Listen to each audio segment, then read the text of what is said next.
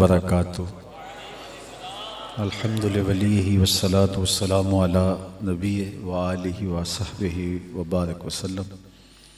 قال اللہ تعالی وتبارک فی القرآن المجید والفرقان الحمید فی شان حبیبہ مخبرا وآمرا ان اللہ وملائکتہ یصلون علی النبی یا ایھا الذین آمنوا صلوا علیہ وسلموا تسلیما۔ اللہم صلی علی سیدنا محمد صلاۃ والسلام علیک یا رسول اللہ وعلی آلہ وصحبہ اجمعین۔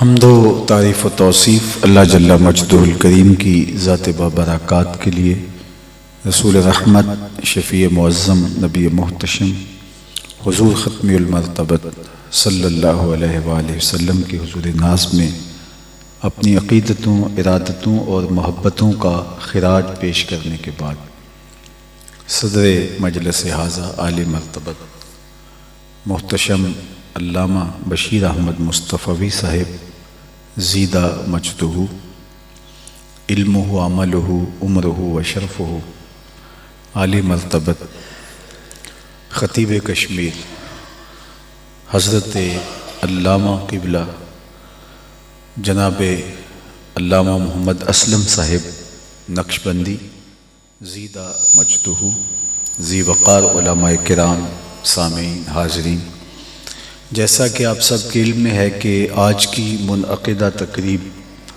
بارگاہ رسالت مآب صلی اللہ علیہ وسلم میں اپنی عقیدتوں کا خراج پیش کرنے کے لیے انعقاد پذیر ہوئی۔ ربیع الاول کا موسم تو گزر گیا، اب ربیع الثانی ہے، لیکن یہ موسم گزر بھی گیا، حضور کی یادوں کی لو کم نہیں ہوئی۔ صدیوں قبل حضور اس دنیا میں جلوہ گر ہوئے تھے، لیکن ماحول کی شگفتگیاں بتاتی ہیں جیسے کوئی کل ہی گزر کے گیا۔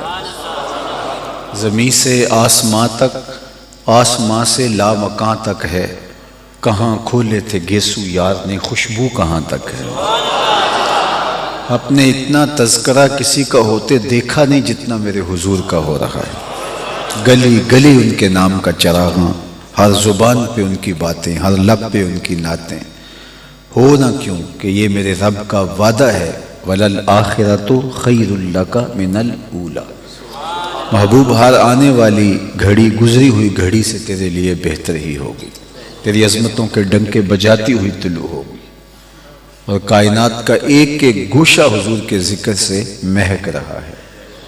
میرے امام نے کہا تھا کان جدھر لگائیے تیری ہی داستان، اور اہل ایمان حضور کے ذکر سے اپنے قلوب کی فرحت کا سامان کرتے ہیں اور اپنے باطن کی تسکین اس مبارک نام سے پاتے ہیں۔ یہ میٹھا بھی ہے، دل آویز بھی ہے، سرور انگیز بھی ہے، قرار قلب بھی ہے، تسکین جاں بھی ہے۔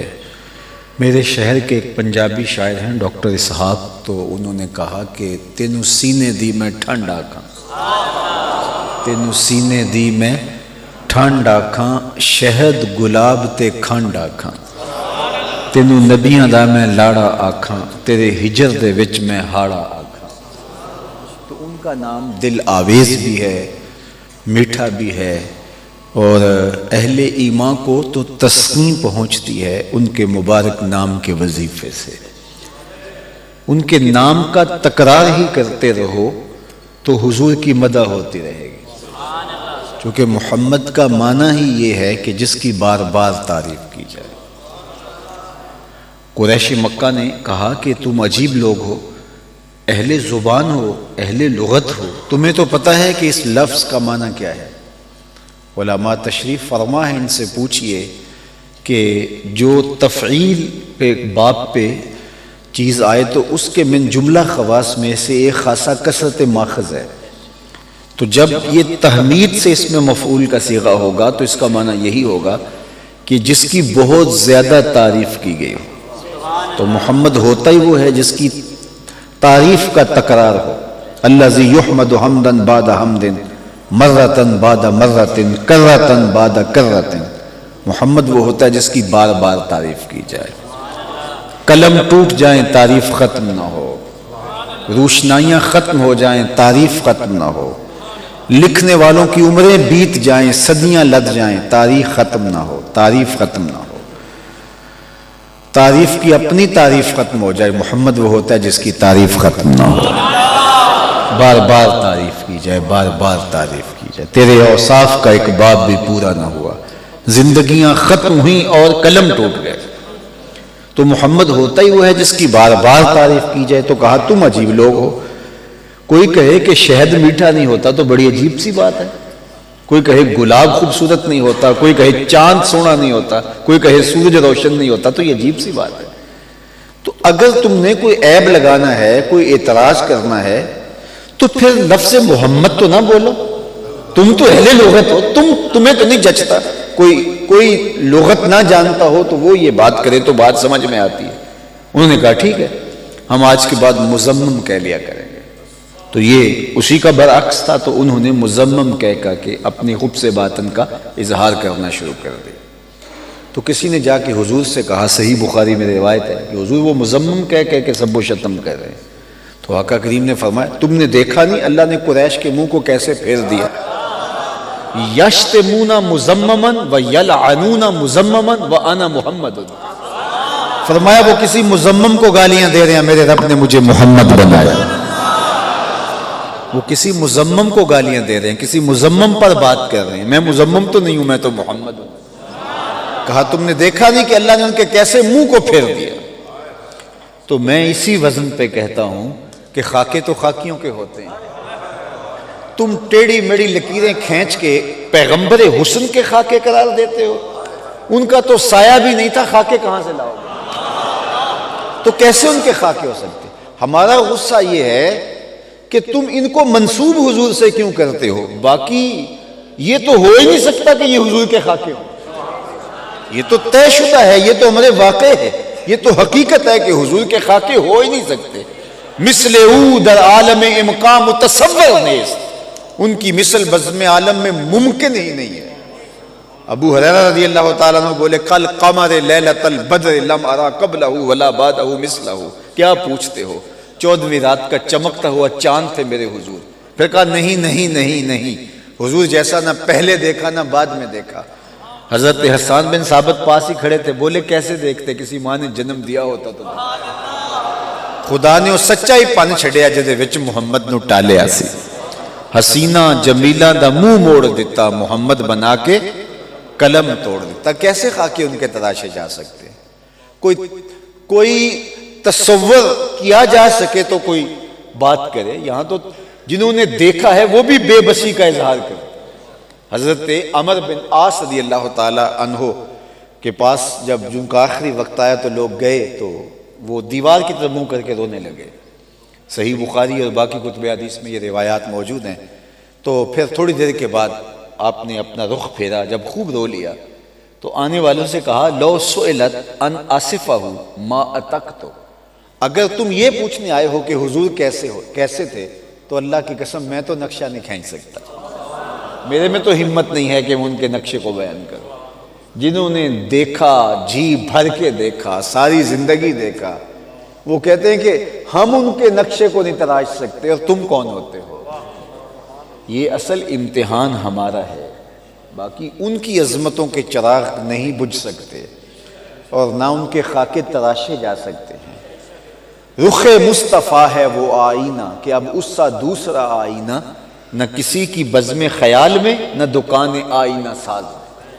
تصور ہی نہیں ہو سکتا۔ تو جس کا میرے رب نے سایہ ہی نہیں بنایا، اور حضرت شیخ احمد مجدد الف ثانی علیہ رحمہ فرماتے ہیں کہ سایہ شے از شے لطیف ترست، کہ آپ کا سایہ کیوں نہیں تھا؟ جناب سایہ نہ داشتن، کیوں؟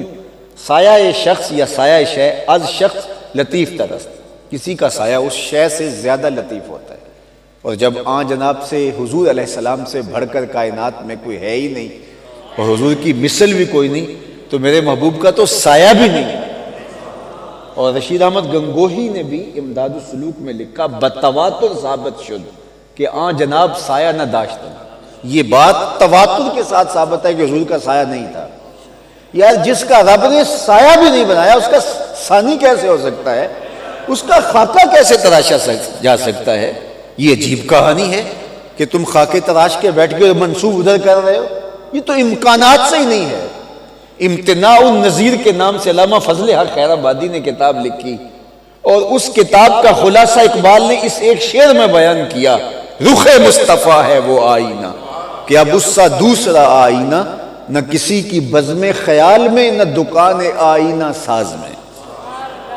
کوئی مثل ہو تو مثال دے، تو کس طرح ممکن ہو سکتا ہے، کیسے ہو سکتا ہے؟ تو یہ تمہاری اختراعیں ہیں، یہ تمہارا خب سے باطن ہے، یہ تمہارے اندر کی خباستیں ہیں جو نکل کے باہر آ رہی ہیں۔ تم نے اپنے مذہب کو پڑھا ہوتا، اپنے مذہب سے تمہارا واجبی سا تعلق بھی ہوتا، تو تم کبھی بھی یہ جسارت نہ کرتے۔ حضرت عیسیٰ اپنے حواریوں سے کہہ رہے ہیں، لوگوں میں جا رہا ہوں، میرے بعد اب وہی آئے گا، چلو میں نام بتا کے جاتا ہوں، ان کا نام احمد ہوگا۔ پیغمبروں نے حضور کے آنے کی خبریں دی، کوئی ہاتھ اٹھا کہتا ربنا وابعث فیہم رسولا، مالک آنکھیں بوڑھی ہو گئی، اب بھیج بھی دے اسے۔ انتظار کر کر کے ایک مدت بیت گئی۔ کسی نے کہا اسمہ المتوکل، اس کا نام متوکل ہوگا۔ کسی نے کہا لیسا بفظ ولا بغلظ، وہ ترشرو نہیں ہوگا، سخت مزاج نہیں ہوگا۔ کسی نے کہا کہ فی عینیہ حمرا طام الاذنین، اس کی آنکھوں میں سرخ ڈورے ہوں گے، وہ وجیح ہوگا، خوبصورت ہوگا، آنے والے ان کی خبریں دیتے رہے۔ وہ جس کے ذکر پر داؤد نے نغمہ سرائی کی، وہ جس کے نام پر شاہ سلیمان نے گدائی کی، دل یحییٰ میں رہ گئے ارماں جس کی زیارت کے، لب عیسیٰ پہ آئے واز جس کی شان رحمت کے، جو بن کے روشنی پھر دیدہ یعقوب میں آیا، جسے یوسف نے اپنے حسن کی نئے رنگ میں پایا، نہ دانم آں گلے خنداں چے رنگ و بودارت، کہ مرغے ہر چمن آرزوئے او دارت۔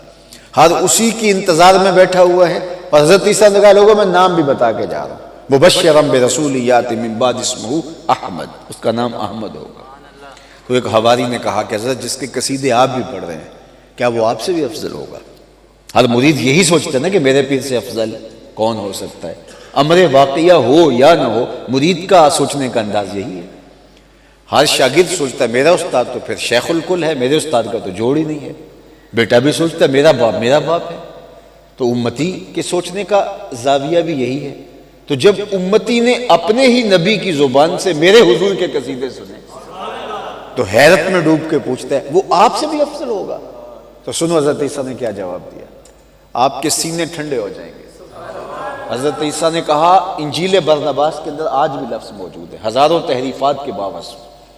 تو کہا کہ افضل ہونے کی بات کرتے ہو، وہ تو اتنی عظمتوں کا حامل ہے، اگر اس کے نالین کے تسمے کھولنے کی سعادت ابن مریم کو مل جائے تو یہ بھی مقدر کی بات ہے۔ وہ تو اتنی رفتوں کا مالک ہے، اس کی اتنی شانیں ہیں جو اللہ نے اسے عطا کر رکھی، تو ان کی شانوں کو کون کم کر سکتا ہے؟ میں تو اس دن کہا تھا 12 ربیع الاول کی دوپہر کو، میں نے کہا سارا فرانس بھی آسمان کی طرف منہ کر کے تھوکنے لگ جائے تو تھوڑی دیر کے بعد آسمان سے تھوک کی بارش ہوگی اور تھوکنے والوں کا اپنا منہ گندا ہوگا۔ یہ اذان سن لیجیے۔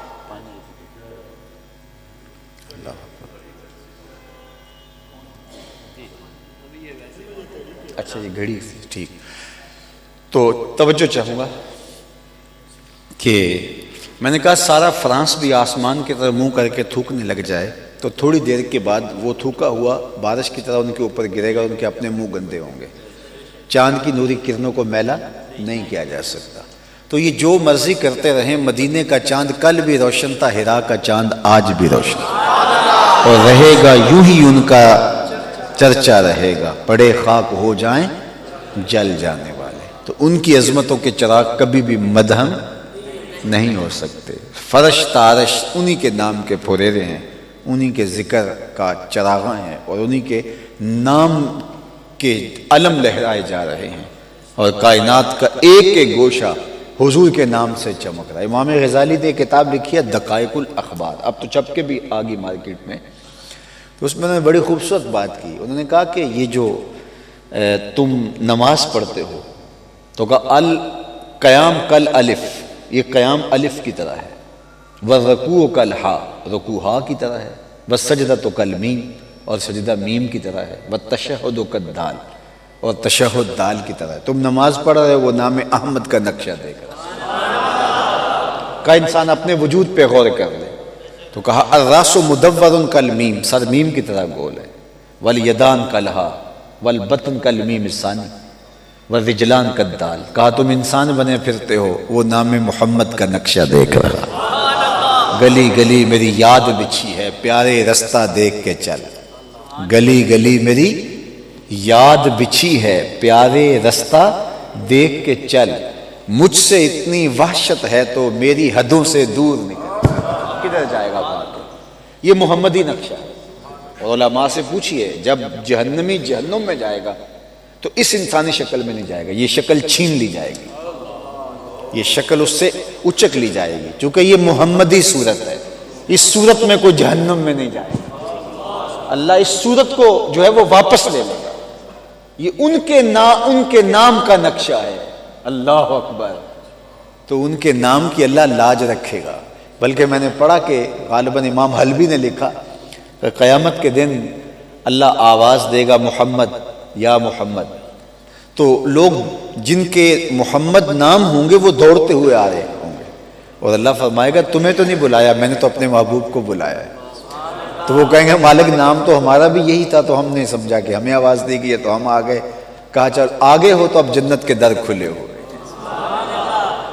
وہ تو اپنے محبوب کے نام کا چراغاں کر رہا ہے، کائنات کا ایک ایک ذرہ ان کے نام سے روشن ہے، وہ جس کا ذکر ہوتا ہے زمین و آسمانوں میں، وہ جس کا ذکر ہوتا ہے زمین و آسمانوں میں، فرشتوں کی دعاؤں میں، مؤذن کی اذانوں میں، خطبوں میں نام اس کا، اللہ اکبر، اذانوں میں نام ان کا، مسجد میں نام ان کا، گلی گلی نام ان کا، کائنات کا ایک ایک گوشہ انہی کے حرم کا طواف کرتا دکھائی دے رہا ہے، گلی گلی میری یاد بچھی ہے، پیارے رستہ دیکھ کے چل، مجھ سے اتنی وحشت ہے تو میری حدوں سے دور نکل، اس دائرے سے تم نکل ہی نہیں سکتے ہو، کائنات کے گوشے گوشے میں تمہیں نام محمد دکھائی دے گا، اس نام کا چراغاں تمہیں نظر آئے گا، اور جنت میں بھی اللہ اکبر آپ کو حضور کا نام ہی دکھائی دے گا۔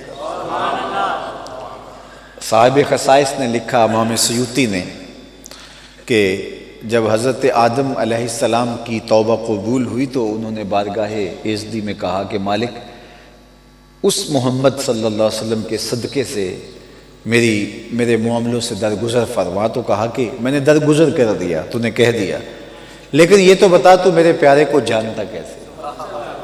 تو کہا کہ مالک جب تو نے مجھے پیدا کیا اور میرے میں روح پھونکی تو میری نظر فراز عرش پہ پڑی، تو یہ نام عرش کے پائے پہ لکھا ہوا تھا، پھر میں جنت میں کوئی جگہ ایسی نہیں پائی، حتیٰ کہ محلات کی پیشانیوں پہ اور غلمان کے ماتھوں پہ اور حوروں کی پتلیوں پہ اور جنت کے پتوں پہ حضور کا نام لکھا ہوا تھا۔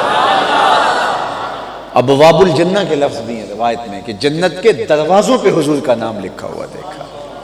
اللہ اکبر، مجھے آپ سے ایک سوال کرنا ہے کہ آپ کسی سے کتنی بھی محبت رکھتے ہو، دوستانہ کتنا بھی گہرا ہو، لیکن آپ جب گھر بناتے ہیں تو گھر کے دروازے پہ کبھی دوست کا نام لکھا؟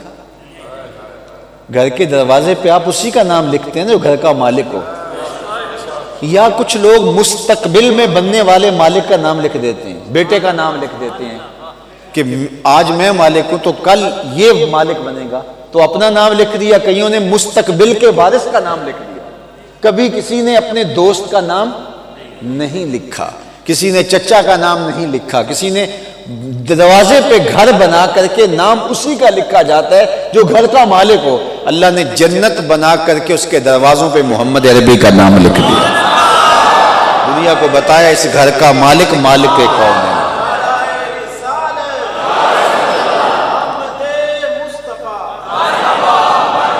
مولانا ظفر علی خان نے تو قلم توڑ دیا، کیا ہی شان احمدی کا چمن میں ظہور ہے، ہر گل میں ہر شجر میں محمد کا نور ہے، تو کائنات کے ہر گوشے میں انہی کا نام، اور یہ ختم نہیں ہوگا، اس نام کو فروغ ہے، زوال نہیں ہے، ہر کمال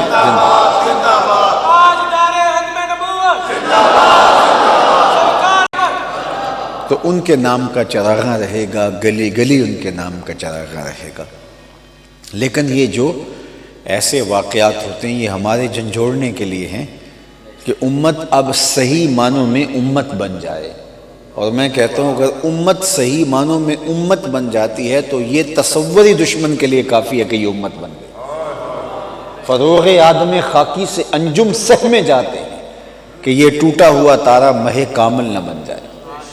تو اگر ہم ایسے واقعات اور حادثات کے بعد بھی اپنی زندگی کے لف و نشر کو مرتب نہیں کرتے اور صحیح معنی میں امت بن کے کھڑے نہیں ہوتے تو پھر یہ وہ ذلت ہے جو ہمیں سہنی پڑے گی۔ میں پوچھتا ہوں کہ اس سے بڑھ کر امت مسلمہ پر کوئی بڑی اذیت ہو سکتی ہے، کوئی بڑی ذلت اور نکبت ہو سکتی ہے کہ ان کے پیغمبر کے خاکے تراشے جا رہے ہیں، اور وہ بھی سرکاری سرپرستی کے اندر، ریاستی سرپرستی کے اندر۔ 14 صدیوں کی تاریخ میں ایسا نہیں ہوا، یہ پہلی بار ایسا ہوا کہ ریاستی سرپرستی کے اندر ایسا ہوا۔ تو یہ ایسا کچوکا ہے جو زندگی کا چین چھین لے اور سویر سے لے کر شام تک ہمیں مجبور کرے کہ ہم آقا کے دین کی سربلندی کے لیے، حضور کے دین کے فروغ کے لیے دن رات کوشاں ہو جائے، اور ہر شخص اپنے دائرہ کار کے اندر اس خلوص سے کام کرے کہ ایک آج نہیں، دیکھو یہ ہم دن رات محنت کریں تو یہ 10-15 دن، یہ 10 سال کی کہانی نہیں ہے، ایک عرصے کے بعد امت اپنے پاؤں پہ کھڑی ہوگی، چونکہ یہ سفر صدیوں کا سفر ہے، لیکن ہمیں اپنے حصے کا کام کرنا ہے، جو ہماری ذمہ داری ہے اس کو ہم نے نبھانا ہے، اور اس مسئلے کا حل غلبہ امت کی بحالی ہے۔ جب امت غالب ہوتی ہے تو کسی کی جرت نہیں ہوتی کہ ٹیڑھی نظر سے دیکھنے کا سوچ بھی سکے، اور جب امت کمزور ہوتی ہے تو سوچنا کیا، عملاً ایسے واقعات ہوتے ہیں کہ جس کے تصور سے روح کانپ جاتی ہے۔ اور آج ہم، اور دوسری بات یہ کہ 2008 کے اندر مغربی مفکرین نے کہا تھا کہ آپ تسلسل کے ساتھ یہ کام کرتے رہو، ہر 2, 3, 4, 5 ماہ سال کے بعد کرتے رہو، اس کا نتیجہ یہ ہوگا کہ امت جو ہے وہ اس کو قبول کرنے کی اپنے اندر سکت پا لے گی، اور جب یہ اپنے نبی کی ناموس پر حملے کو برداشت کرنے کے قابل ہوگے جس دن، تو پھر سمجھ لینا کہ امت ختم ہو گئی۔ تو ان کا یہ خیال تھا، لیکن ان کو 12-13 سال مسلسل اس عمل میں 1.5 اشرہ ہو چلا ہے یہ کام کرتے ہوئے، لیکن اب وہ سوچنے پہ مجبور ہو گئے ہیں کہ ان کی روحوں کی ایک ایک پرت پہ حضور کا نام لکھا، یہ 1000 کوتاہیوں کے باوجود حضور علیہ السلام کے نام پہ سب کچھ قربان کرنے کے بعد بھی سمجھتے ہیں کہ حق تو یہ تھا کہ حق ادا نہ ہوا۔ لیکن میں آپ سے کہتا ہوں کہ صرف جذبات کا اظہار کافی نہیں ہوگا، ہمیں ہر میدان کے اندر عملی طور پہ کھڑے ہو کے امت کے غلبے کے لیے کوشاں ہونا پڑے گا، اور مستقل اور پائیدار حال یہی ہے کہ امت صحیح معنوں میں امت بن جائے، امت وحدت کی شکل میں سامنے آئے، اور یہ جو کتنے گروہ اور فرقے بنے ہیں یہ سب ختم ہو کے نام محمد پہ جمع ہو جائیں صلی اللہ علیہ وسلم۔ میں یہ بات کہتا ہوں اگر سارے فرقے ختم کر دیے جائیں تو پھر ہر بندہ اپنے اندر اتر کے دیکھے تو ہر شخص کا مسلک عشق رسول ہوگا۔ یہ ہماری روحوں پہ تحریر ہے، حضور کا نام ہماری زندگی کا اثاثہ ہے، اور یہ ایمان کے ساتھ جڑی ہوئی چیز ہے۔ یہ نہیں ہے کہ دیکھو کوئی شخص مسلمان ہوتا ہے تو مسلمان ہونے کے بعد اس کو نماز سیکھنی پڑتی ہے، یہاں کوئی مسلمان ہوتا ہے، اس زمانے میں مسلمان ہوتے ہیں مختلف ادوار میں، تو اس کو نماز سیکھنی پڑتی ہے، روزہ کے حکام کے ہیں سیکھنے پڑتے ہیں، حج کرنے جا رہا ہے تو طریقے حج سیکھنا پڑتا ہے۔ جب کوئی شخص اسلام قبول کرتا ہے تو اس کو سارے احکام اسلام کے سیکھنے پڑتے ہیں، لیکن جب کوئی مسلمان ہوتا ہے اس کو حضور کی محبت سیکھنے نہیں پڑتی، وہ ایمان کے ساتھ ہی روح میں اتر جاتی ہے۔ ثمامہ بن اسال یمامہ کا سردار ہے، حضور کے غلاموں نے پکڑ کے مسجد نبوی کے ستون کے ساتھ باندھ دیا، آقا کریم تشریف لائے تو دیکھا کہ ثمامہ بن اسال بندھا ہوا ہے، تو فرمایا کہ ثمامہ کیا حال ہے؟ تو اس نے 3 باتیں کہیں، آپ اگر مجھے قتل کر دیں تو میرا قتل رائے گا نہیں جائے گا، میں یمامہ کا سردار ہوں، میرے قتل کے بدلے میں خون کی ندیاں بہیں گی، اور اگر آپ میرے عوض کچھ مال چاہتے ہیں تو آپ حکم کیجئے، کنگال شخص نہیں ہوں کہ دے نہ سکوں، اور اگر آپ مجھے یوں ہی چھوڑ دیں تو خاندانی شخص ہوں، احسان فراموش نہیں ہوں گا، اس کا بدلہ دوں گا۔ یہ 3 باتیں۔ دوسرے دن حضور پھر آئے۔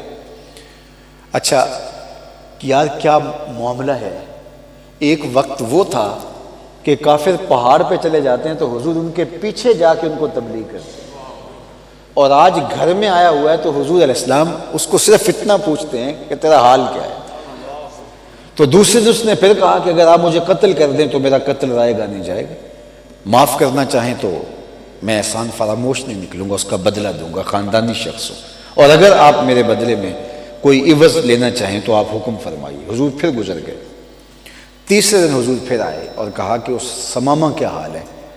آج اس کی تھوڑی ٹون تبدیل ہوئی، اس نے کہا کہ اگر آپ مجھے یوں ہی معاف کر دیں تو میں احسان فراموش نہیں کروں، اور پھر دوسری 2 باتیں بعد میں کہیں۔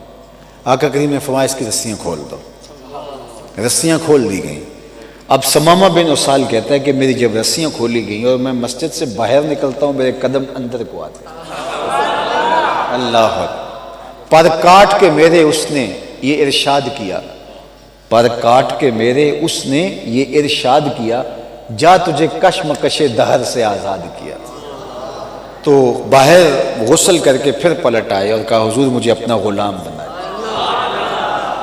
حضور کے ہاتھ پہ بیعت اسلام کر لی تو جو پہلی بات اور گفتگو حضور سے کرتے ہیں، صحیح بخاری اٹھائیے باقی کتب حدیث، تو اس نے کہا حضور میں جتنے بھی دنیا کے اوپر مذاہب پائے جاتے ہیں مجھے سب سے برا مذہب اسلام لگتا تھا، لیکن اب کیفیت یہ ہے کہ مجھے سب سے اچھا کوئی دین لگتا ہے تو وہ اسلام لگتا ہے۔ دوسری بات اس نے کہی کہ دنیا کے اوپر جتنے بھی شہر ہیں مجھے سب سے ناپسندیدہ شہر مدینہ تھا، اور آج اسلام لانے کے بعد میں اگر اپنے اندر اتر کے دیکھوں تو میری حالت یہ ہے کہ اگر سب سے کوئی سونا شہر لگتا ہے تو وہ شہر مدینہ ہے، جنوں ویکھ کے اکھیاں ٹھر دیاں نے، جنوں ویکھ کے ٹھردا سینہ ہے، ربا تیری ساری خدائی وچوں بس اکو شہر مدینہ۔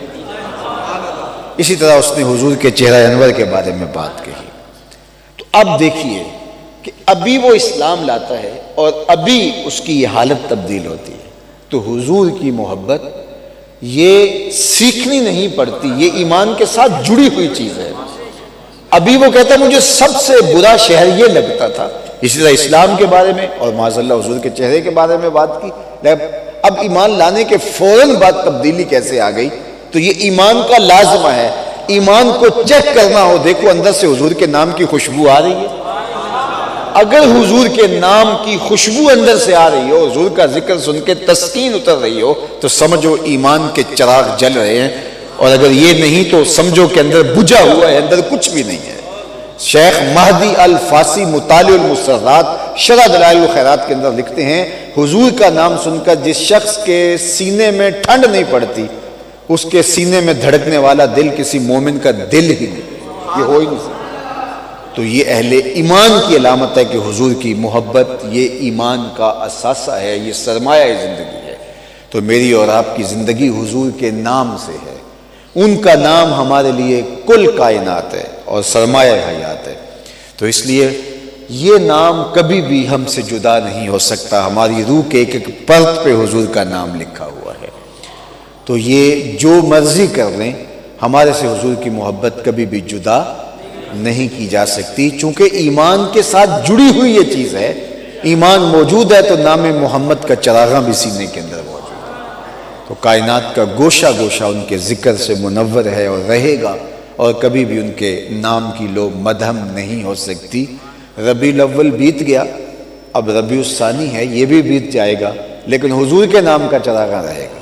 یہ نغمہ فصل گلو لالا کا نہیں پابند، بہار ہو کہ خزاں لا الہ الا اللہ، موسم کوئی بھی ہو، رت کوئی بھی ہو، حضور کے نام کے تذکرے کراں تا با کراں پھیلے رہتے ہیں۔ سو آج بھی آپ نے بھی اسی نام کا چراغاں کرنے کے لیے حضور کے نام کی یہ خوبصورت مجلس کا انعقاد کیا۔ بارگاہ عزدی میں دعا ہے کہ ہمیں حضور کے ذکر کی مہک ہمیشہ نصیب رکھے، اور حضور کے نام کا چراغاں کائنات میں جو ہے اس میں ہمارا حصہ ہو، اور وہ وقت آنے والا ہے جب حضرت امام مہدی تشریف لائیں گے کہ پوری کائنات پہ ایک چھت بھی ایسا نہیں ہوگا جہاں میرے حضور کے نام کا جھنڈا نہ ہو. کائنات کے ایک ایک گوشے پر ایک کافر بھی ڈھونڈنے سے نہیں ملے گا. حتیٰ کہ اگر کوئی کسی پتھر کے پیچھے چھپ کر کے پناہ چاہے گا تو وہ پتھر بھی مسلمان کو آواز دے کہے گا یہ ظالم میرے پیچھے رہا کہ اس کو کاٹ دے. اور اللہ کا دین ایسے غالب ہوگا کہ شرق سے لے کر غرب تک، شمال سے لے کر جنوب تک پوری کائنات میں میرے حضور کے نام کے ہی جھنڈے لہرا رہے ہیں. تو آج نہیں تو کل وہ وقت آنے والا ہے اور انشاءاللہ یہ آ کے رہے گا یوں ہی ان کا چرچا رہے گا. پڑے خاک ہو جائیں جل جانے والے. وآخر دعوانا ان الحمدللہ رب العالمین. جی آپ والمرسلین، اللہ اپنی خاص کرم نوازیوں کے اجالے ہماری روحوں میں اتار دے، ہمارے باطن ستھرے کر دے، خیالوں کو پاکیزگی دے دے، سوچوں کو عفت عطا فرما دے، ہر خیر ہر بلائی ہماری زندگیوں میں نازل کر دے. اللہ اس مسجد کو قیامت تک آبادیاں دے دے. جس شخص نے اس مسجد کی تعمیر میں ایک اینٹ بھی لگائی اسے بھی جزا دے دے. لیے مالک تیری چوکھٹ پہ حاضر ہے، ان کی قبر کو وسیع، کشادہ، منور، خوشبودار اور ٹھنڈا فرما دے. اللہ ان کی اخروی زندگی نور فرما دے، ان کے برزخی قوائف اپنے کرم سے درست فرما دے. اللہ جتنے لوگ یہاں بیٹھے ہیں سب کی خیر فرما دے، سب کے باطن ستھرے فرما دے. اپنا خاص کرم فضل ہم سب کے شامل حال فرما. وصلی اللہ تعالی علی النبی الامین وآلہ وسلم.